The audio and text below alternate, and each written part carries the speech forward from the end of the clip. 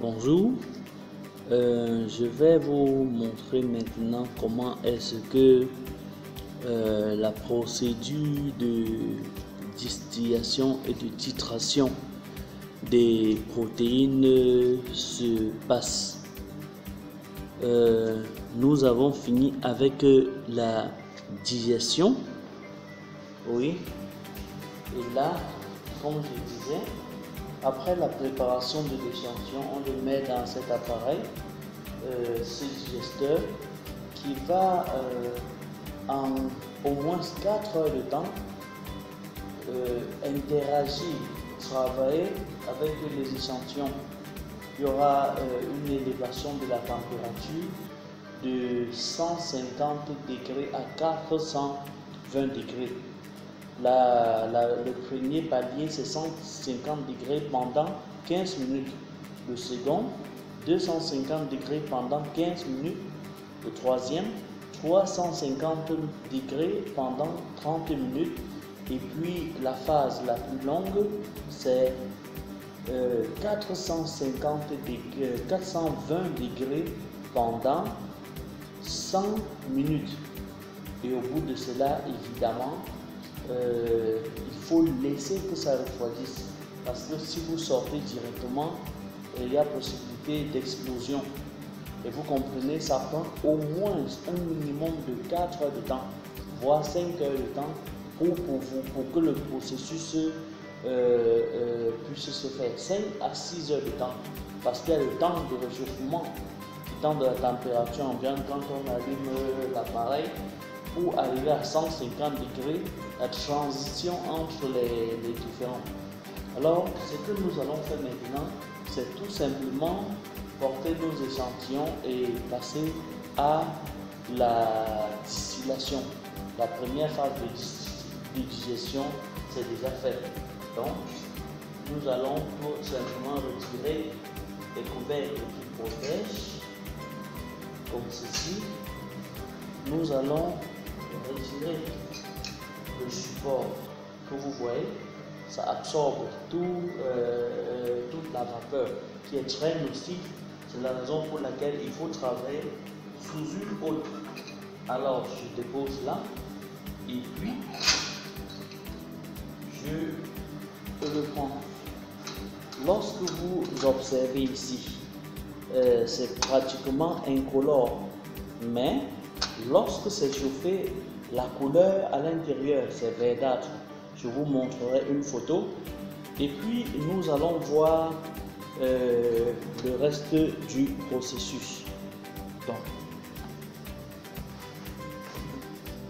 ok, nous allons le déposer à côté du distillateur.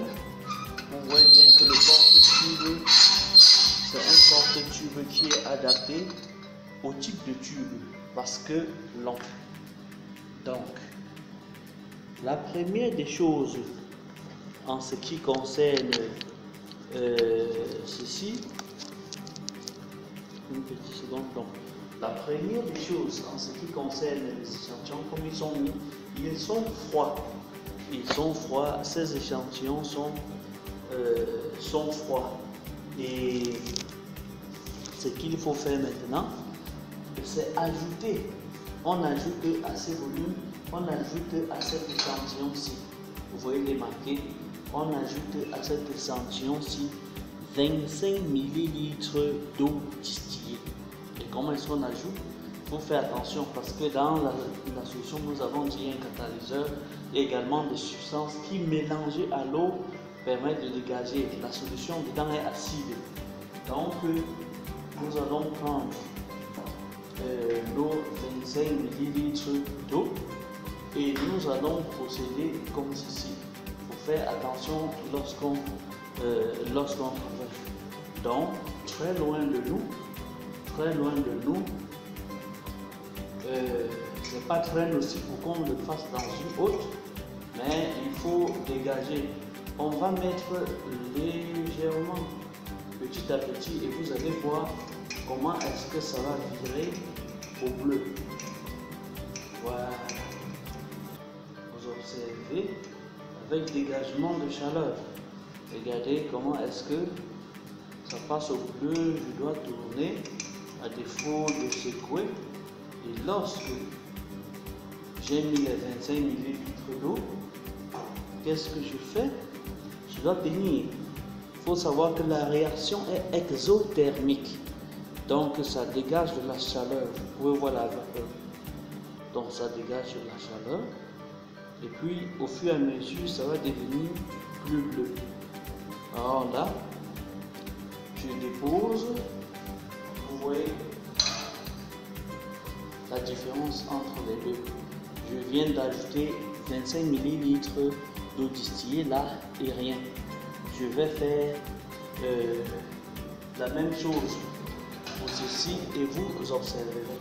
Donc je commence par mesurer mes 25 ml d'eau distillée. J'utilise une piscette pour cela. Alors là, voilà.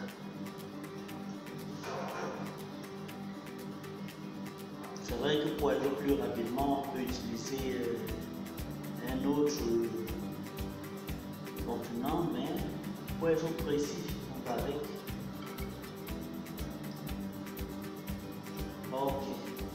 C'est pas nécessairement 25 ml qui est important. L'essentiel, c'est qu'il y ait réaction dans le bouteille. Donc 27, 26, ça peut encore aller. Alors ce que je fais, je tiens bien là, et j'incline les deux, loin du corps. Ouais, loin du corps. Et souvent, je peux même élever. On pouvait même aller plus loin pour que ça ne puisse pas arriver. Alors, ce qu'on fait, on met tout simplement l'eau distillée à l'intérieur. Vous pouvez voir un dégagement de vapeur. C'est la raison pour laquelle il faut mettre pratiquement goutte à goutte. Vous voyez comment ça commence à devenir bleu. Voilà. Ça commence à devenir bleu. Je tourne toujours. Lorsque j'ai fini de mettre l'eau distillée, je vais continuer de secouer. Je vais continuer. Voilà. Voilà. Ok. Donc, vous observez maintenant, nous en avons deux. Mais celui-ci va prendre le temps pour devenir encore plus bleu. Voilà.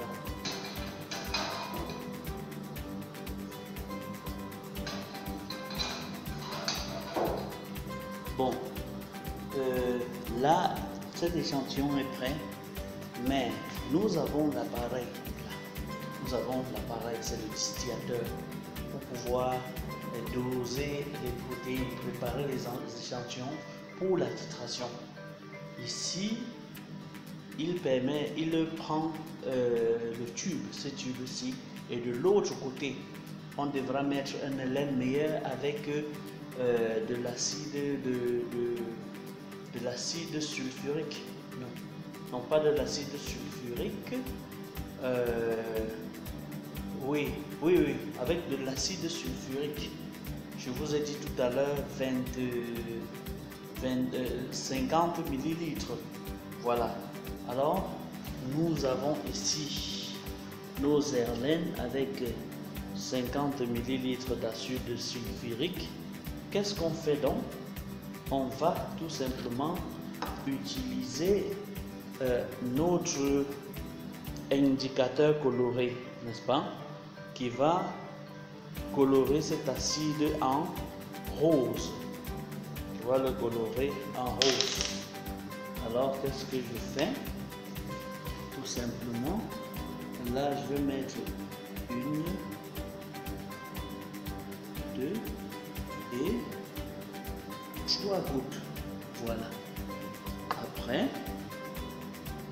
je ferme tout simplement la bouteille, la boîte, et puis je tourne.